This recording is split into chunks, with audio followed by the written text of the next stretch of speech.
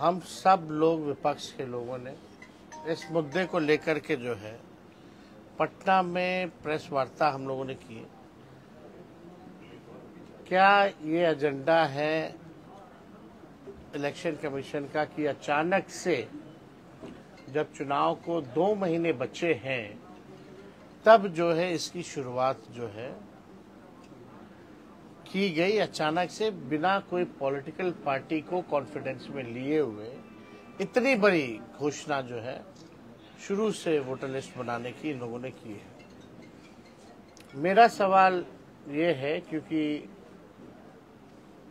ऐसे ऐसे डॉक्यूमेंट्स मांगे जा रहे हैं और टाइमिंग को लेकर के ये साफ तौर पे ऐसा लगता है कि साजिश की बू इसमें से आ रही है।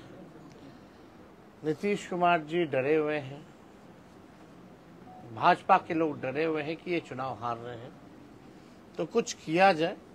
हो सकता है कि ऊपर से आकाओं ने इलेक्शन कमीशन को फोन करके अचानक से जो है वोटर लिस्ट के बारे में कि शुरू से शुरू किया जाए। लेकिन यहाँ कई सवाल खड़े होते हैं। अभी फरवरी में ही नई लिस्ट आई थी, उसमें भी घटाव जोड़ा हुआ होगा, और ये जब आखिरी बार 2003 में हुआ था तो 2 वर्ष लगे थे इसको पूर्ण करने में। बिहार में टाइमिंग पे सवाल उठता, ठीक 2 महीने चुनाव से पहले, और ऐसा महीना चुना गया है जहां बिहार हाई अलर्ट पे रहता है, मानसून हो या बाढ़ को देखते हुए। बिहार का 73% क्षेत्र बाढ़ से प्रभावित इलाका है। अब अधिकारी लोगों का जान बचाएंगे या उनसे कागज मांगेंगे? लोग अपना जान बचाएंगे कि अधिकारियों को कागज सौंपेंगे? और ऐसा ऐसा कागज है, डॉक्यूमेंट है, जो बिहार के गरीबों के पास 90% से भी ज्यादा लोगों के पास ऐसे डॉक्यूमेंट है ही नहीं। इसमें आधार नहीं चलेगा, मनरेगा कार्ड नहीं चलेगा। अब इसमें जो है आपके बाबूजी का, माताजी का बर्थ सर्टिफिकेट मांगा जाएगा। यहाँ पत्रकार भाई हैं, जरा हम इनसे भी पूछेंगे कि इनके माता पिता के पास कितने लोगों के पास जो है बर्थ सर्टिफिकेट है, कहाँ से लाइएगा?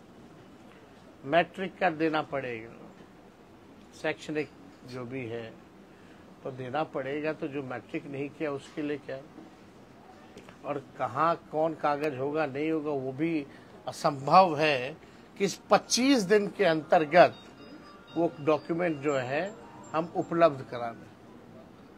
वो हो ही नहीं सकता, इम्पॉसिबल है। 3 करोड़ से भी ज्यादा लोग जो है बिहार से बाहर पलायन करते हैं।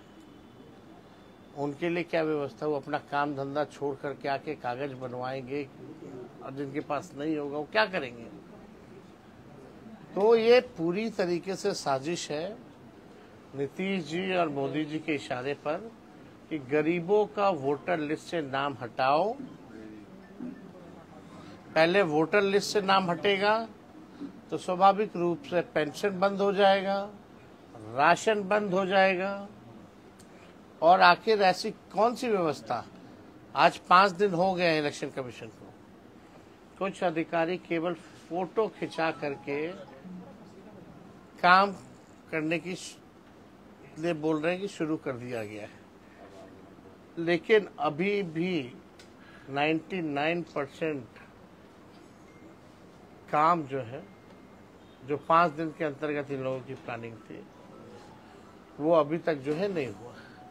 वो कौन सा फॉर्म बोलते हैं उसको, गन्ना फॉर्म जो है, अभी तक गन्ना फॉर्म भी 5 दिनों के अंदर डिस्ट्रीब्यूट जो है नहीं हो पाए हैं। तो ये तो आश्चर्य की बात है। जब गन्ना फॉर्म ही डिस्ट्रीब्यूट नहीं हुआ तो आगे का छोड़ दीजिए। जो पलायन किए हुए हैं, जो दिव्यांग हैं, जो बुजुर्ग हैं, उनके लिए क्या व्यवस्था है?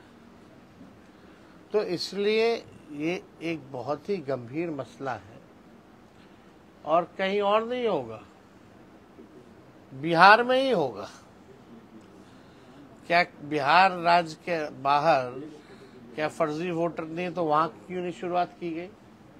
अगर करना ही था इनको तो लोकसभा चुनाव के बाद से ही करना शुरू कर देते, प्रक्रिया शुरू कर देते। ये भाजपा के लोग कह रहे हैं कि फर्जी वोटर को ठीक किया जा रहा है, यानी भाजपा के लोग मानते हैं कि फर्जी वोटर से उनके प्रधानमंत्री मोदी जी बने, तो रद्द करो। आखिर यही वोटर लिस्ट ना अभी लोकसभा का चुनाव हुआ। तो कई ऐसे पहलू हैं जिसमें साजिश की बू आती है। इलेक्शन कमीशन को, सभी पॉलिटिकल पार्टी को कॉन्फिडेंस में लेना चाहिए था, सभी ऑपोजिशन के सवाल को सेटिस्फाई करना चाहिए था, तब ये लोग जो है योजना बनाते। कौन मना किया हुआ है इनको योजना बनाने? और सबसे बड़ा सवाल कि आधार कार्ड भी कई गरीबों के पास नहीं है। कुछ दिन पहले ही इलेक्शन कमीशन का अभियान चल रहा था कि आधार को लिंक करेंगे वोटर लिस्ट से ताकि फर्जीवाड़ा ना हो, और अभी आधार कार्ड नहीं लेना चाहते हैं, इसको बाहर रखा गया है। तो ये तो बड़ा सवाल है, कैसे होगा ये पूरा? अब वो भी 8 करोड़ का डोर टू डोर जाकर के इस तरह का डॉक्यूमेंट लेना असंभव है। बाढ़ के महीने में पॉसिबल नहीं है। हम लोगों ने जातीय आधारित जनगणना कराई, उसमें 9 से 10 महीना लगा। अब बल्कि उसमें डोर टू डोर जाने के बाद कोई डॉक्यूमेंट नहीं मांगा गया, तब 9 से 10 महीना लगा। कोई अलग से तो अधिकारी आ नहीं जाएगा, वही होंगे विद डॉक्यूमेंट, और वो भी अपलोड करना। ये साफ दिखाता है कि भाजपा और नीतीश जी डरे हुए हैं, इसलिए ये साजिश जो है रची